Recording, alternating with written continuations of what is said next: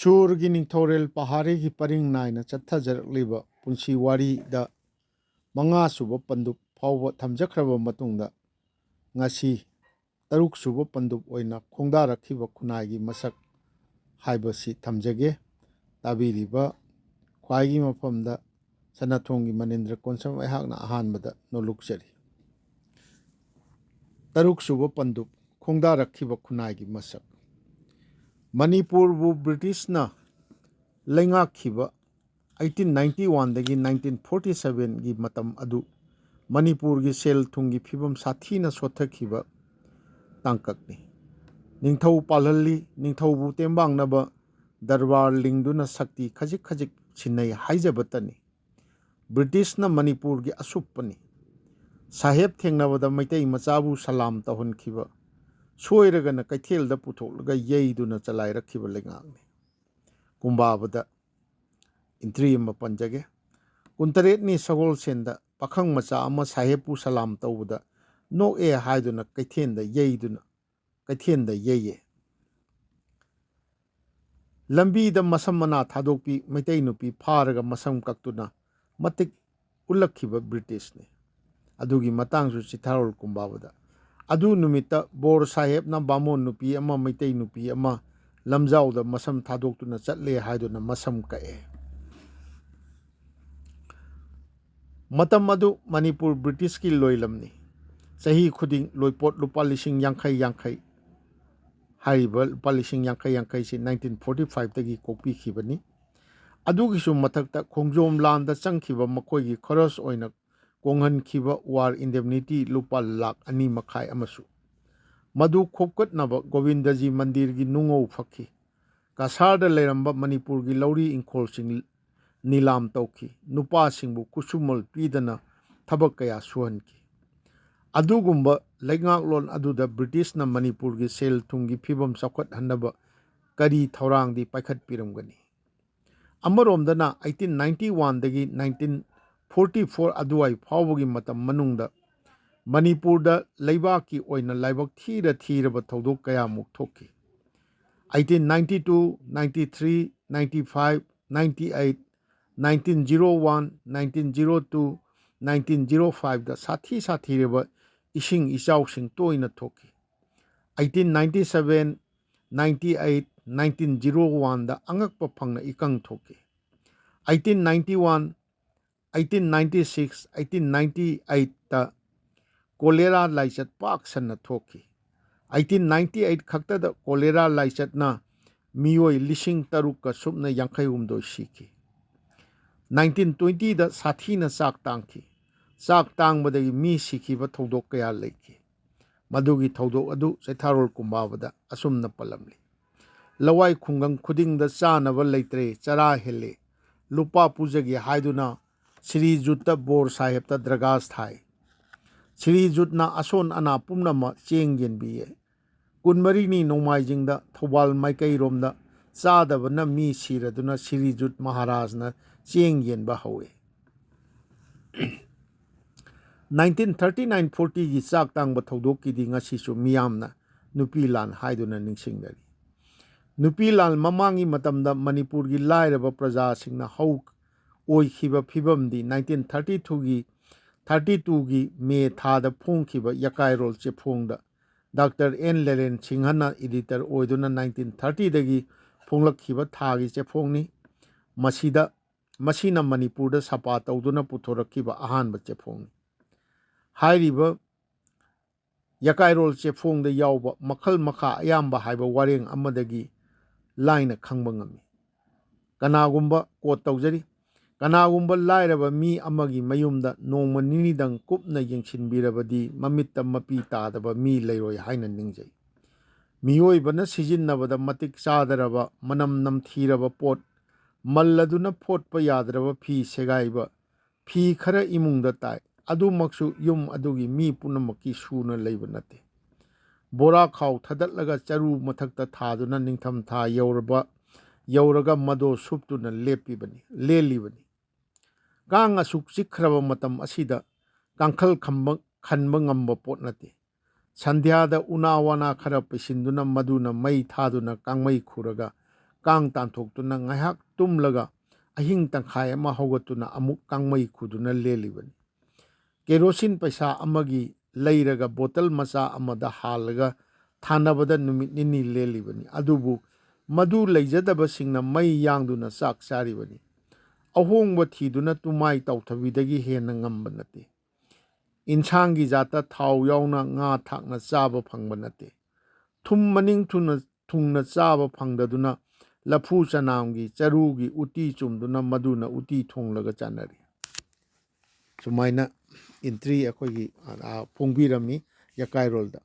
ꯑꯗꯨꯒꯨꯝꯕ ꯐꯤꯕꯝꯒꯤ ꯃꯔꯛꯇꯅꯤ ꯃꯦ 10, 1942ꯗ ꯖꯄꯥꯟꯅ ꯏꯝꯐꯥꯜꯗ ꯕꯣꯝ ꯊꯥꯗꯕ ꯍꯧꯗꯨꯅ ꯃꯅꯤꯄꯨꯔꯕꯨ ꯃꯥꯂꯦꯝꯒꯤ ꯑꯅꯤꯁꯨꯕ ꯂꯥꯟꯖꯥꯎꯒꯤ ꯑꯀꯟꯕ ꯂꯥꯟꯐꯝ ꯑꯣꯏꯍꯜꯂꯛꯈꯤꯕꯗꯨ꯫ ꯃꯇꯝ ꯑꯗꯨꯗ ꯃꯅꯤꯄꯨꯔꯒꯤ ꯄ꯭ꯔꯖꯥꯁꯤꯡꯅ ꯅꯪꯈꯤꯕ ꯑꯋꯥꯕꯒꯤ ꯃꯁꯛꯁꯤꯡꯗꯤ ꯊꯥꯕꯒꯤ ꯂꯣꯏꯅꯥꯏꯔꯔꯣꯏꯗꯕꯅꯤ꯫ ꯃꯤꯁꯤ ꯃꯤꯅꯥ ꯀꯌꯥ ꯊꯣꯛꯈꯤ, ꯂꯟ ꯊꯨꯝ ꯀꯌా ꯃꯥꯡ ꯇꯥꯛꯈꯤ꯫ ꯑꯗꯨꯒꯤ ꯃꯊꯛꯇ ꯄꯣꯠ ꯆꯩꯒꯤ ꯃꯃꯜ ꯈꯨꯗꯤꯡꯃꯛ ꯂꯥꯟ ꯃꯃꯥꯡꯗꯒꯤ ꯁꯔꯨꯛ 10ꯗꯒꯤ 100 ꯐꯥꯎꯕ ꯈꯪꯍꯦꯟ ꯍꯦꯟꯒꯠꯈꯤ꯫ ꯂꯨꯄꯥ ꯑꯃꯒꯤ ꯐꯧ ꯁꯪꯕꯥꯏ 3 ꯇꯧꯔꯝꯕꯗꯨ ꯂꯥꯜ ꯃꯅꯨꯡꯗ ꯁꯪꯕꯥꯏꯗ ꯂꯨꯄꯥ 25 ꯌꯧꯈꯤ꯫ ꯂꯧ ꯁꯪꯉꯝꯗ ꯂꯨꯄꯥ 20-25 ꯄꯤꯔꯝꯕꯗꯨ ꯂꯨꯄꯥ 10ꯗ ꯂꯩꯕꯤꯅꯕ ꯂꯩꯔꯝꯗꯦ꯫ ꯂꯨꯄꯥ ꯑꯃꯒꯤ ꯃꯁꯤꯡ ꯈꯪꯗꯅ ꯇꯧꯔꯝꯕ ꯄꯥꯅꯃꯅꯥꯒ ꯀ꯭ꯋꯥꯒ ꯐꯪꯗꯕꯗꯒꯤ ꯄꯥꯅꯃꯅꯥ ꯑꯃꯗ ꯂꯨꯄꯥ 1 ꯌꯧꯈꯤ꯫ ꯂꯥꯟ ꯃꯅꯨꯡꯗ ꯑꯁꯤ ꯑꯅꯥꯒꯤ ꯁꯍꯔꯗ ꯁꯣꯟꯕꯗ ꯀ꯭ꯋꯥ ꯃꯄꯨꯝ ꯑꯃꯒ ꯃꯅꯥ ꯑꯃꯇꯪꯒ ꯍꯥꯞꯅꯈꯤ꯫ ꯃꯁꯤꯒꯤ ꯃꯇꯥꯡꯗꯁꯨ ꯆꯩꯊꯥꯔꯣꯜ ꯀꯨꯝꯕꯥꯕꯗ ꯑꯁꯨꯝꯅ ꯂꯥꯆꯟꯕꯤꯔꯝꯂꯤ꯫ ꯃꯇꯝ ꯑꯗꯨꯗ ꯄꯣꯠ ꯌꯥꯝꯅ ꯇꯥꯡꯉꯦ, ꯄꯥꯅꯃꯅꯥ ꯑꯃꯗ ꯂꯨꯄꯥ 1 ꯄꯤꯌꯦ, ꯂꯐꯣꯏ ꯑꯃꯗ ꯁꯤꯀꯤ ꯄꯤꯌꯦ, ꯐꯧ ꯁꯪꯕꯥꯏꯗ ꯂꯨꯄꯥ 25 ꯄꯤꯌꯦ, ꯁꯥꯄꯣꯟ ꯃꯍꯧꯁꯥ ꯁꯤꯀꯤ ꯄꯤꯕ ꯃꯐꯝꯗ ꯂꯨꯄꯥ 3 ꯄꯤꯌꯦ ꯍꯥꯏꯅ ꯆꯩꯊꯥꯔꯣꯜ ꯀꯨꯝꯕꯥꯕꯗ ꯂꯥꯆꯟ ꯌꯥꯎꯔꯤ꯫ ꯐꯤꯕꯝ ꯑꯗꯨꯗ ꯃꯅꯤꯄꯨꯔꯒꯤ ꯂꯥꯏꯔꯕ ꯄ꯭ꯔꯖꯥꯁꯤꯡꯅ ꯈꯪꯅꯔꯝꯒꯗꯕꯗꯨ ꯀꯣꯛꯇ ꯈꯨꯠ ꯍꯥꯞꯅꯗꯨꯅ ꯎꯔꯥ ꯍꯨꯝꯗꯥꯡ ꯃꯁꯤꯡ ꯊꯤꯗꯨꯅ ꯄꯥꯟꯕ ꯍꯥꯏꯅꯕꯗꯨꯒꯨꯝ ꯑꯋꯥꯕꯒꯤ ꯉꯝꯈꯩ ꯂꯩꯅꯔꯝꯂꯣꯏ꯫ ꯃꯥꯏꯀꯩ ꯑꯃꯔꯣꯝꯗꯅ 1891ꯗꯒꯤ 1947 ꯐꯥꯎꯕ ꯃꯅꯤꯄꯨꯔꯗ ꯕ꯭ꯔꯤꯇꯤꯁꯀꯤ ꯂꯩꯉꯥꯛ ꯂꯩꯈꯤꯕ ꯑꯗꯨꯒ ꯃꯅꯤꯄꯨꯔꯅ ꯚꯥꯔꯠꯇ ꯇꯤꯜꯂꯛꯈꯤꯕ 1949 ꯐꯥꯎꯕꯒꯤ ꯃꯇꯝꯗ ꯃꯅꯤꯄꯨꯔꯒꯤ ꯈꯨꯟꯅꯥꯏ ꯑꯃꯗꯤ ꯔꯥꯖꯅꯤꯇꯤꯒꯤ ꯋꯥꯈꯜꯂꯣꯟ ꯑꯃꯁꯨꯡ ꯃꯁꯛꯁꯤꯡꯗ ꯍꯣꯡꯂꯛꯂꯝꯒꯗꯕꯁꯤꯡ ꯑꯗꯨꯁꯨ ꯄꯜꯂꯣꯜ ꯅꯝꯈꯥꯏꯔꯒ ꯆꯦꯟꯁꯤꯜꯂꯛꯇꯨꯅ ꯆꯥꯎꯈꯠꯂꯛꯂꯕ ꯏꯆꯥꯎꯒꯤ ꯄꯥꯡꯈꯛ ꯁꯣꯏꯗꯅ ꯑꯣꯏꯔꯝꯒꯅꯤ꯫ ꯃꯅꯤꯄꯨꯔꯕꯨ ꯕ꯭ꯔꯤꯇꯤꯁꯅ ꯈꯨꯗꯨꯝ ꯆꯟꯈꯤꯕꯒ ꯏꯝꯐꯥꯜꯗ ꯑꯍꯥꯟꯕ ꯑꯣꯏꯅ ꯃꯥꯔꯋꯥꯔꯤ ꯂꯂꯣꯟꯕ ꯁ꯭ꯔꯤ ꯒꯅꯦꯁꯂꯥꯜ ꯀꯥꯂꯨꯔꯥꯝ ꯕ꯭ꯔꯤꯇꯤꯁꯀꯤ ꯔꯥꯖꯄꯨꯇꯅꯥ ꯔꯦꯖꯤꯃꯦꯟꯠꯀꯤ ꯁꯤꯐꯥꯏꯁꯤꯡꯒꯤ ꯔꯦꯁꯟ ꯁꯞꯄ꯭ꯂꯥꯏꯌꯔ ꯑꯣꯏꯅ 1892ꯗ ꯊꯨꯡꯂꯈꯤ꯫ ꯃꯍꯥꯛ ꯏꯝꯐꯥꯜꯗ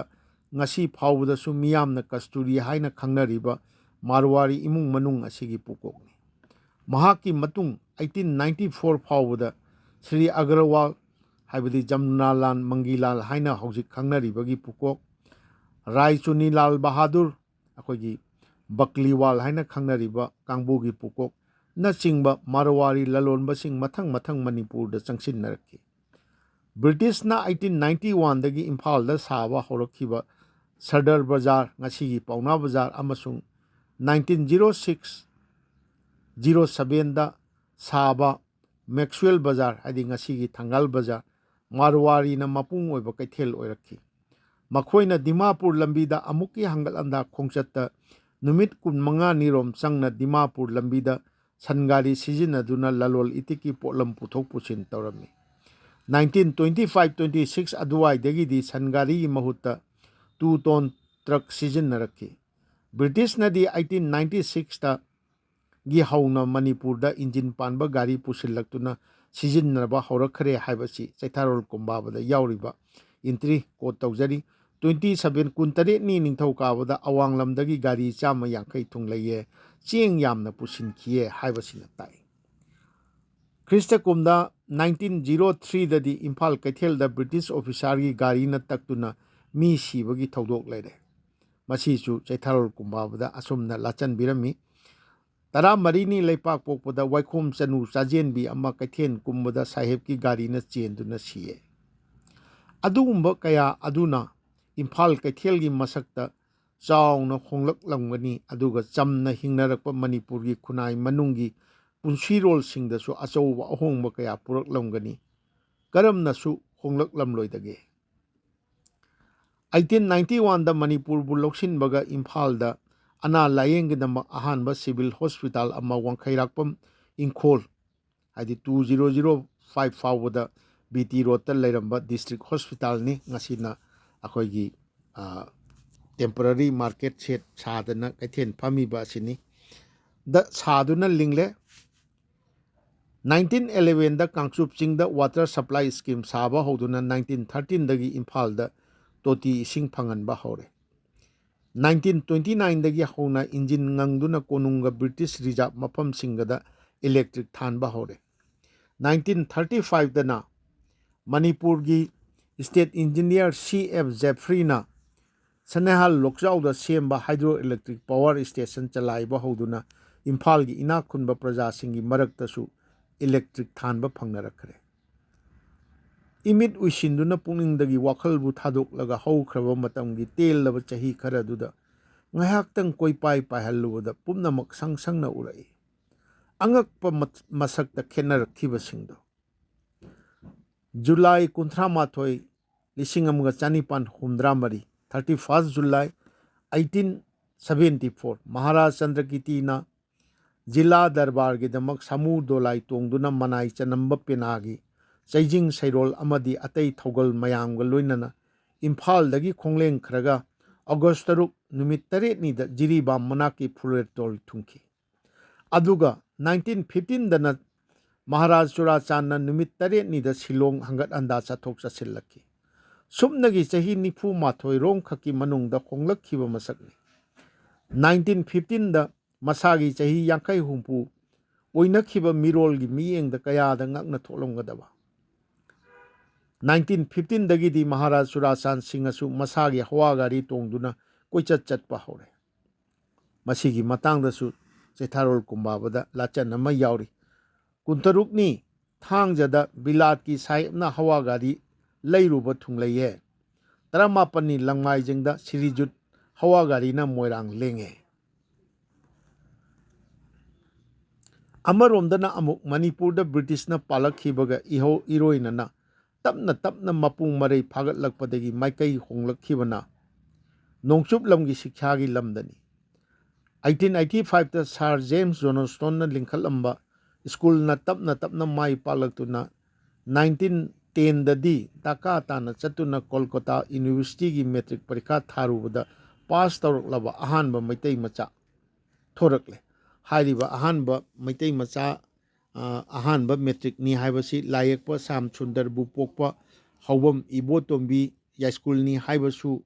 ꯑꯗꯨꯒ ꯋꯥꯍꯦꯡꯕꯝ ꯌꯨꯝꯖꯥꯎꯅꯤ ꯍꯥꯏꯕ ꯃꯆꯥꯛꯁꯨ ꯑꯏꯕ ꯈꯨꯏ ꯑꯣꯏꯅ ꯊꯦꯡꯅꯩ ꯑꯗꯨꯒ ꯀꯅꯥꯒꯨꯝꯕ ꯑꯍꯜ ꯂꯃꯟꯁꯤꯡꯅ ꯃꯗꯨ ꯑꯩꯈꯣꯏꯒꯤ ꯅꯤꯡꯊꯦꯝ ꯃꯆꯥ ꯑꯃꯅꯤ ꯍꯥꯏꯗꯅ ꯑꯩꯈꯣꯏꯒꯤ ꯊꯦꯡꯅꯕꯁꯨ ꯇꯥꯛꯄꯤꯕꯁꯨ ꯊꯦꯡꯅꯩ ꯀꯔꯝꯕꯅ ꯑꯆꯨꯝꯕꯅꯣ ꯍꯥꯏꯕꯗꯨ ꯉꯁꯤ ꯐꯥꯎꯕꯗ ꯈꯪꯕ ꯉꯝꯗꯦ ꯅꯣꯡꯆꯨꯞ ꯂꯝꯒꯤ ꯁꯤꯛꯁꯥꯅ ꯃꯅꯤꯄꯨꯔꯗ ꯃꯍꯩ ꯌꯥꯟꯕ ꯍꯧꯔꯛꯄꯒ ꯂꯣꯏꯅꯅ ꯃꯅꯤꯄꯨꯔꯒꯤ ꯅꯍꯥꯔꯣꯜꯁꯤꯡꯕꯨ ꯑꯅꯧꯕ ꯖꯨꯒꯀꯤ ꯌꯥꯋꯣꯜꯗ ꯃꯤꯀꯞ ꯊꯣꯛꯍꯟꯅꯕ ꯆꯣꯡꯊꯣꯔꯛꯄ ꯃꯤꯑꯣꯏꯁꯨ ꯌꯥꯎꯅꯔꯛꯂꯦ 1914ꯗ ಶ್ರೀ ꯈꯥꯏꯗꯦꯝ ꯀ꯭ꯔꯤꯁꯅꯆꯟꯗ꯭ꯔ ꯁꯤꯡꯍ ꯀꯧꯕ ꯃꯤꯑꯣꯏ ꯑꯃꯅ ꯃꯇꯝ ꯑꯗꯨꯒꯤ ꯖꯣꯅꯣꯁꯇꯣꯟ ꯁ꯭ꯀꯨꯜꯗ ꯑꯣꯖꯥ ꯑꯣꯏꯔꯤꯕ ꯃꯅꯥꯎꯅꯨꯄꯥ ꯈꯥꯏꯗꯦꯝ ꯅꯣꯡꯌꯥꯏꯒꯤ ꯌꯨꯝ ꯎꯔꯤꯄꯣꯛꯇ ꯃꯅꯤꯄꯨꯔꯒꯤ ꯁꯥꯇ꯭ꯔ ꯅꯍꯥꯔꯣꯜꯁꯤꯡ ꯂꯥꯏꯔꯦꯟꯃꯌꯨꯝ ꯏꯕꯨꯡꯑꯣꯍꯜꯁꯤꯡ ꯈ꯭ꯋꯥꯏꯔꯥꯛꯄꯝ ꯆꯥꯎꯕꯅꯆꯤꯡꯕ ꯈꯣꯝꯖꯤꯜꯂꯒ ꯃꯤꯇ꯭ꯔ ꯁꯃꯤꯇꯤ ꯀꯧꯕ ꯁꯪꯁꯊꯥꯟ ꯑꯃ ꯂꯤꯡꯈꯠꯈꯤ ꯑꯣꯖꯥ ꯈꯥꯏꯗꯦꯝ ꯅꯣꯡꯌꯥꯏ ꯁꯤꯡꯍ ꯍꯥꯏꯔꯤꯕꯁꯤ ꯃꯅꯤꯄꯨꯔꯤ ꯁꯥꯍꯤꯇ꯭ꯌ ꯄꯔꯤꯁꯠ ꯏꯝꯐꯥꯜꯅ ꯈ꯭ꯔꯤꯁꯇ ꯀꯨꯝꯖꯥ 2006ꯗ ꯁꯥꯍꯤꯇ꯭ꯌ ꯁꯦꯕꯛ ꯃꯤꯡꯊꯣꯜ ꯄꯤꯗꯨꯅ ꯏꯀꯥꯏ ꯈꯨꯝꯅꯕꯤꯈ꯭ꯔꯕ ꯃꯅꯤꯄꯨꯔꯤ ꯁꯥꯍꯤꯇ꯭ꯌꯀꯥꯔ ꯑꯃꯗꯤ ꯃꯇꯝ ꯑꯃꯗ ꯑꯣꯜ ꯏꯟꯗꯤꯌꯥ ꯔꯦꯗꯤꯑꯣ ꯏꯝꯐꯥꯜꯒꯤ ꯑꯦꯁꯤꯁꯇꯦꯟ ꯁ꯭ꯇꯦꯁꯟ ꯗꯤꯔꯦꯛꯇꯔ ꯑꯣꯏꯕꯤꯔꯝꯕ ಶ್ರೀ ꯈꯥꯏꯗꯦꯝ ꯅꯕꯀꯨꯃꯥꯔ ꯁꯤꯡꯍꯒꯤ ꯑꯄꯣꯛꯄꯅꯤ ꯑꯣꯖꯥ ꯅꯣꯡꯌꯥꯏꯅ ꯖꯣꯅꯣꯁꯇꯣꯟ ꯁ꯭ꯀꯨꯜꯗ ꯁꯔꯁꯋꯇꯤ ꯄꯨꯖꯥꯒꯤ ꯃꯇꯝꯗ ꯁꯥꯇ꯭ꯔꯁꯤꯡꯕꯨ ꯄꯥꯔꯊ ꯄꯔꯥꯖꯩ ꯀꯧꯕ ꯗ꯭ꯔꯥꯃꯥ ꯃꯩꯇꯩꯂꯣꯟꯗ ꯁꯥꯟꯅꯍꯟꯗꯨꯅ ꯗ꯭ꯔꯥꯃꯥꯗ ꯃꯩꯇꯩꯂꯣꯟꯒꯤ ꯏꯁꯩ ꯁꯛꯄ ꯍꯧꯗꯣꯛꯈꯤ ꯍꯥꯏꯗꯅ ꯍꯥꯏꯅꯩ ꯃꯇꯝ ꯑꯗꯨꯗ ꯂꯥꯏꯔꯦꯟꯃꯌꯨꯝ ꯏꯕꯨꯡꯑꯣꯍꯜꯒ ꯈ꯭ꯋꯥꯏꯔꯥꯛꯄꯝ ꯆꯥꯎꯕꯒꯗꯤ ꯃꯁꯥꯒꯤ ꯆꯍꯤ 19-18 ꯁꯨꯅꯔꯒꯁꯨ ꯀ꯭ꯂꯥꯁ 7ꯗꯪ ꯀꯥꯔꯤ ꯏꯁꯥꯒꯤ ꯂꯣꯜ ꯑꯃꯁꯨꯡ ꯁꯥꯍꯤꯇ꯭ꯌꯕꯨ ꯁꯛꯈꯪꯗꯨꯅ ꯁꯛꯇꯥꯛꯅꯕꯒꯤꯗꯃꯛ ꯂꯦꯡꯗ꯭ꯔꯕ ꯄꯥꯡꯒꯜ ꯊꯧꯅꯥ ꯂꯣꯏꯅꯕ लेंगमानब नहारोलसिंगी संस्थानी मित्र समिति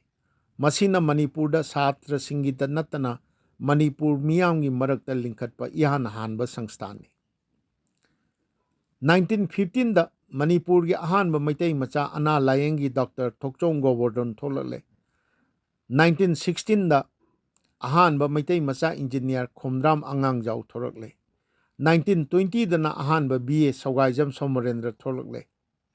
1927 फाउबददी एमए सु थोलकले अहानबदा सिनाम कृष्ण मोहन अदुगा अनी सुबदा इकान कानदना हिदंगमयुम दिजोमनी देव शर्मा 1921 दा जोनोस्टोन स्कूल बु कोलकाता यूनिवर्सिटी ना हाई स्कूल की थाकता सकंगले 1924 दा मणिपुरी लोल बु क्लास 10 फाउ की सकंग बिरे 1933 दगी दी इम्फाल दा मैट्रिक परीक्षा की centre लेहलगले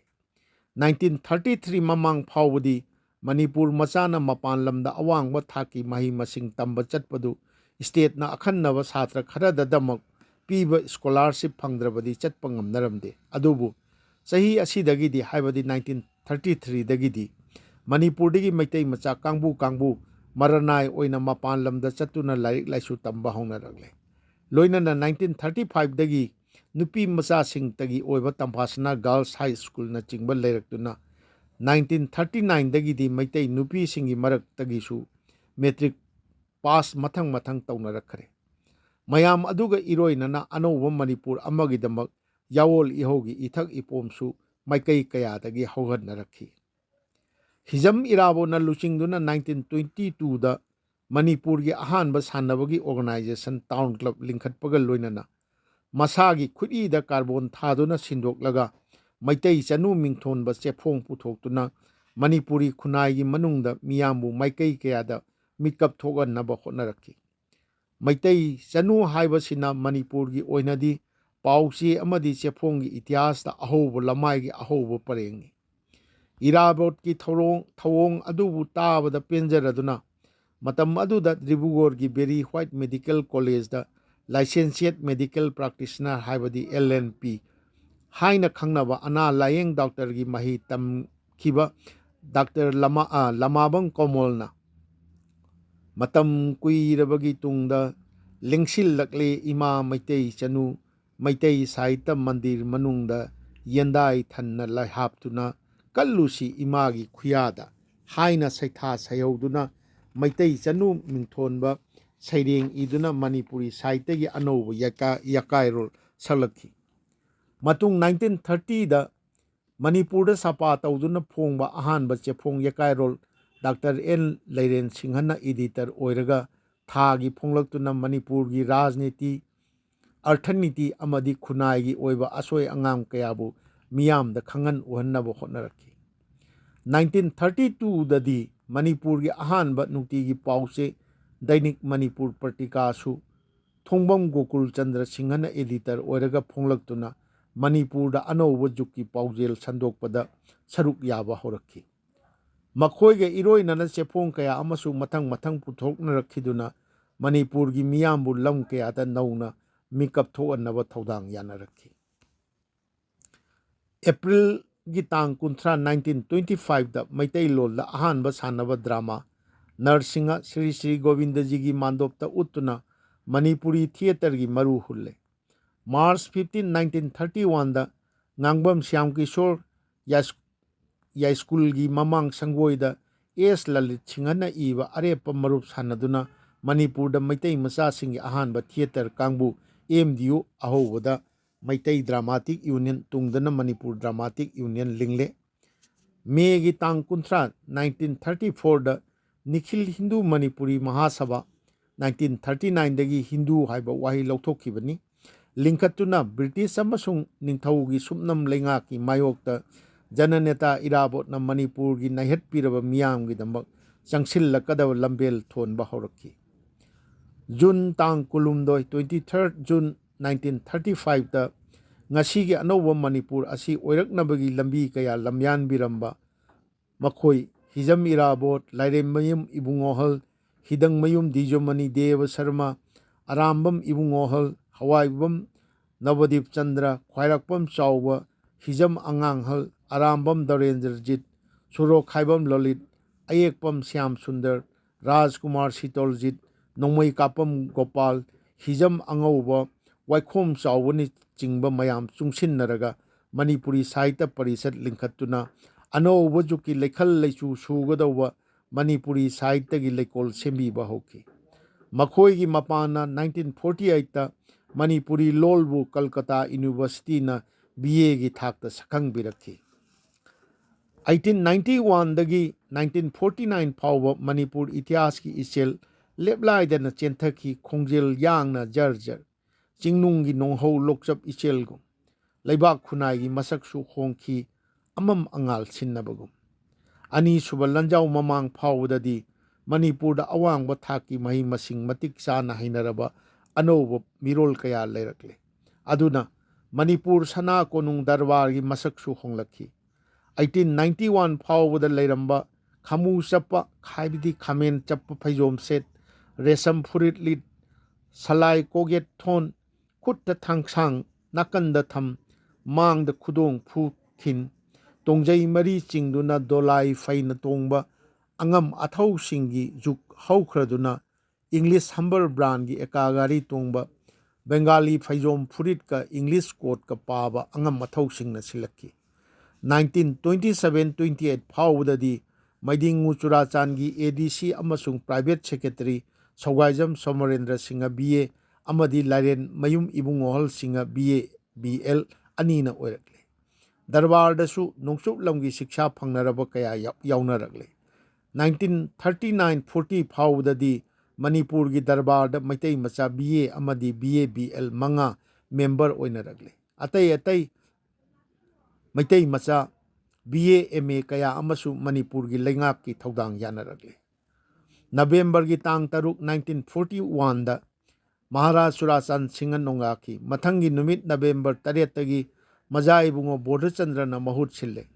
Lairik tamnaba Bilat haibadi England yaruraba Maharaj ni Sanahaktak asidadi magi praja singi mathakta marakta awangba thaki lairik laisu mahi masing hainaraba mioi kaya Sagi khujingda yaunare. Adugi su mathakta Mapabung Surachangi Sana Haktakta Thokiba Malemgi Ahanba Lanjau haidi 1914 dagi 1918 manung 1917 da British Lanbigi Mateng Panglunaba Labor Corps Manipur gi Chingdagi Achamba mioi lising ani aduga Lanmi oina Maitai Macha kaya ama Samudra Iwang Malana France Laibak Yauruduna Nongsup Lamgi Chawkhat Lava Sabetyagi Masak Unaruraba ga Halakhrabani. Adugumba Mioi Sing Amadi Makoigi Macha Masu Lising Kaya Amasu Manipur gi Praja Marakta Yaurabani. Aduna Maidingu Bodhachandra Singhagi Sana Haktak Asidi Kun Suba Satabdi da Malem gi Atiya Sin Mathungna Sapu Kanna Humlakhiba Ano Wajuki Iho Puba Nonglai Nungsit ki Sahum Aduna Chinglol Palol Lansil Laktuna Yoksil Lakpadu Manipur gi Praja Singna Langtak Nana Ngainarakhiba Matamni. Ano Wajuki Iho Puba Nonglai Sapu Kanna Manipur Yoksil Lakhi. Manipur Malem gi Ani Suba Lanjau gi Akan Balanpam Ama Oiki 1942 dagina 44 pawa. Lan gi Maisa Maikhu Nemthak Hibaga Matam Kuina Sitharuraba Maitai Ipa Ipu Nat ki Lining Laisol Chatnat Liglam Kayabu Amuk na hona na hingat hananabagi pandamda May Taramari 1945 ta Maitai Marup Linkhalaki. 1946 ta Manipur gi Ahanba College DM College Linkatuna Manipur gi Lairaba Macha Kayabu so awangba thaki mahi tambagi khudong saba phanghalagle. Sahi adu maktada